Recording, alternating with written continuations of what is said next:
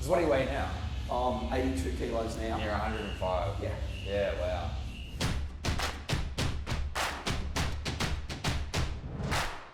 Hey guys, welcome to Thinking Fit vidcast. We have our members here. We just want to talk to them, find out what they're doing, their success in the past, how Think Fit's helping them, how healthy lifestyle is helping them. We have Marcus today. Marcus is one of our most avid, keen, excitable members. That's fantastic. Comes in at 6 a.m. blasting hello on a Saturday morning. He's done 3 sessions, 2 days, so which is quite incredible. And with a smile on his face the whole time. So I'll let you say a little bit about your past, Marcus, and where you've been, where you came from. So, always grown up, always done sporty stuff. Tend to be a bit of a chunky kid and easily go to being a little bit overweight, carrying too much weight. You form bad habits and you just become lazy with life in general. Yep. The cliche of, oh, I'm married with kids now and I don't have time. It's the classic excuse of, I don't have time for whatever it might be. If you want to do it, you find time. Yeah. It only has to be 5 minutes, it'll make a difference. So I decided, approaching my 40th birthday, I was nearly 105 kilos. And it was really, we go out and we do stuff with my kids and you're like, oh, I feel that not being able to sort of keep up with them as well as I thought I should be able to. Yeah. So I decided 40's that thing, you know, it's harder to lose it after you're 40 as a lot of people say, so I wanted to make it start before 40. So I made little changes of every lunchtime at work, rather than sitting, playing games on Facebook, go for a walk every lunchtime. Perfect. Just go for a walk, fresh air, reset your mind, come back, refreshed, clear-headed. Yep. And the big thing I also found was I was very much ingrained into I'll lose weight by not eating. Yeah. And I would get up in the morning, get dressed, go to work, have a cup of coffee, and maybe have something light like a chicken salad roll, sort of about 10 o'clock-ish, and more often not eat again until I went home and had dinner. Yeah, right. But then you'd get home and you'd be like, oh, I'm starving. Exhausted, So you'd overeat. Yeah. And it affects your whole mental outlook, emotional outlook, how you react to things, how you approach things. And What made you aware of that? Because not many people realise it takes them a long time. Did it take a long time? yeah, Yeah. I wanted to, like a lot of people, I'd tried things in the past, like the whole, the shake diets where you just have shakes all day and have like this tiny little portion at dinner time. Yeah. And yeah, it's great, you can lose weight really easily, but it's not sustainable. No. And you end up losing weight, but your body goes into sort of like a starvation thing, so it thinks, oh wow, there's a famine, so you end up losing muscle as well as fat. And then when you can't maintain that anymore, you put more fat back on and not muscle. Doing my job for me, mate. Explaining to everyone the simple process. That's perfect. No, it's great. Yeah. I sort of tried to read as much as I could, talk to people I knew, Yeah. and started making myself just have a protein shake for breakfast, for instance. So, have something to kickstart your metabolism in the morning. Yeah. And started little bits of food often.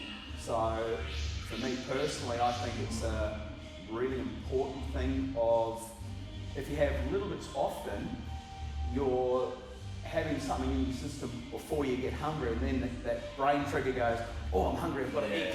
So you can... So it's that teaching yourself. Yeah. 100%. And was there a specific moment when you realised what you were trying to do wasn't working? Was it just...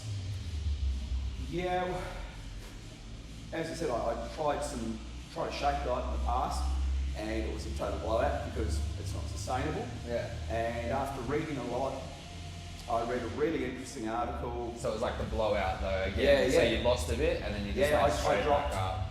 It was before I decided to do it approaching 40. It had been a couple of years beforehand, did a shake diet, and I dropped like 20 kilos in 6 weeks. Wow. And... Because what do you weigh now? I'm 82 kilos now. You're 105. Yeah. Yeah, wow. Yeah, incredible. That's crazy, mate. And it's good. So I'm sure there's plenty of people that will listen that were like, oh yeah, I'll starve myself, I'll eat less, I'll do the shakes. But he perfectly explained it. It doesn't work. You just go yo-yo. And I guess that's what made it different. You realised that that was the problem. Yeah. It was the commitment and the learning that you were missing. Correct. So understanding is like... 100%. And I read a really interesting article by an American football player. Yeah. And the gist of the article was you've got to find what works for you, because the same thing doesn't work exactly for everyone. Yeah. So you do have to fine-tune certain things.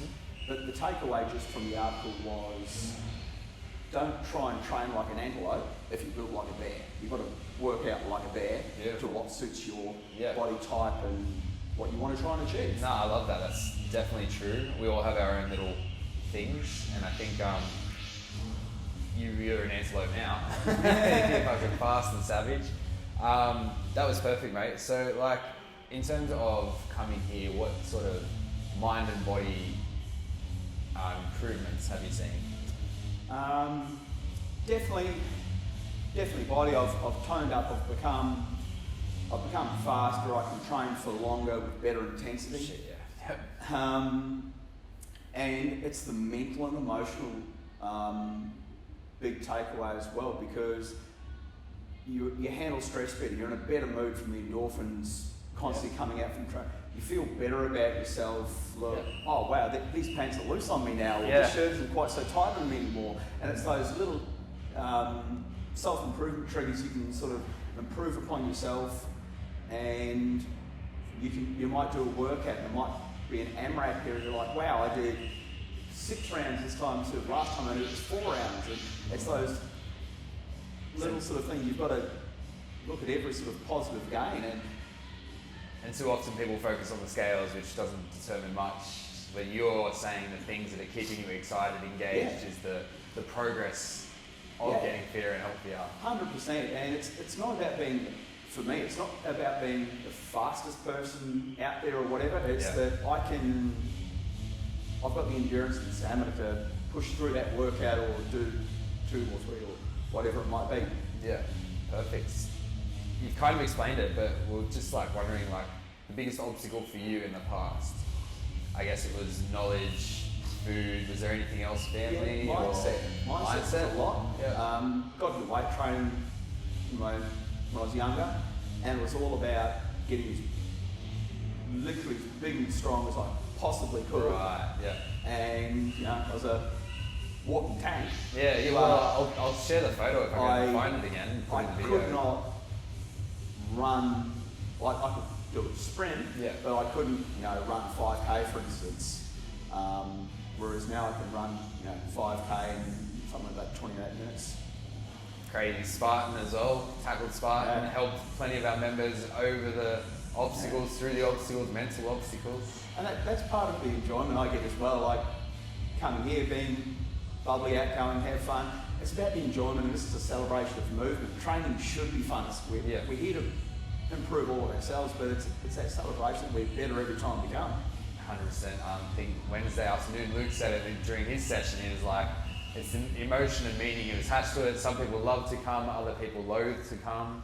Why are you choosing to loathe when you should love it? And all these amazing things happen for you in life. And like you said, endorphins, stress reduction. Yeah. And if you love the fact that exercise gives you that, the motivation to get here is just like, so much higher, right? Definitely, 100%. What would you say to people that are just like, oh, I lack motivation? It's like anything. Where do you want to get in life? You've got to, if you want to get there, you've got to make some sort of sacrifice or some sort of commitment, and just get into those little routines daily. Write it down, set an alarm on your phone, do whatever it takes to do it so often that you do it out of habit rather than, oh, that's right, I have to make myself do this. Yeah. Food planning through the week. Perfect. Yep. I plan my meals out every weekend. I have almost the same thing every day, almost. So I know exactly what I'm putting into my body. I know how it makes me feel. I know how I can train, react, behave. And you feel it, even if you're a couple of days off your diet, or if you don't have enough to drink that particular day, it always amazes me. You're a high performance machine, so why would you put shit food into a high performance machine? I know plenty of people that put the best fuel in their car, but don't want to invest the time and energy into themselves who created the money to get the car. And it's all about moderation as well. When I did the whole shake diet thing, I was like just strict that no sugar, no sweets, no treats, no nothing at all. It was a line in the sand. But the problem is you end up you get cravings or things like that. So little treats here and there, like if we go out, if we have a family celebration, birthday, go out for dinner, it's okay to have a little treat here and there, and it's actually better for you because it makes you appreciate those things rather than trying to starve yourself of it, and then you're blowing out and having a binge on something. Huge, It's those little treats just or find a replacement for it. It might be a healthier version of what you used to do. Use the spectrum. Go from better to worse to better. But exactly. Always something, not all or nothing. I think that's a value lesson. I've had plenty of people say they have emotional eating problems and they have all these other things. They just haven't sustained their energy throughout the day. They're emotional because they're tired, and they eat because they're tired as well. It's just even music. When you come to training, when you come to training or whatever, if it's something that you're not necessarily in love with being here, find a song that really pumps you, motivates you, your favourite song, have it cranking in the car before you come in here, and sort of gets you on that emotional high. Perfect, mate. Awesome. I guess one piece of advice you'd say to your older self before you got that little bit bigger, what would you say?